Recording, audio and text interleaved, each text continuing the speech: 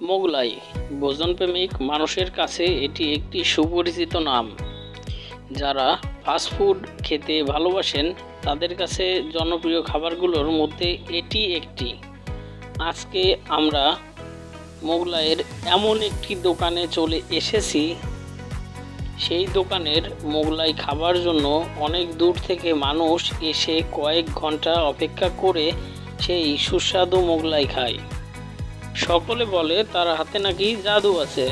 তিনি শুধু মোগলাই নয়, তিনি তৈরি করেন সুস্বাদু সিঙ্গারা, সামোসা, চপ, পুরি, পেঁয়াজু সহ আরও অনেক মজাদার সুস্বাদু খাবার। তার হাতের এই সুস্বাদু খাবার খেতে হলে আপনাকে চলে আসতে হবে মাগুরা শহর থেকে 10 কিলোমিটার দূরে বিনোদপুর চৌরাস্তাতে এসে যে কাউকে বললে দেখিয়ে দেবে সুমনদার এই ফাস্টফুডের দোকান। চলুন আর কথা না বাড়িয়ে দাদার এই দোকান আমরা ঘুরে দেখি।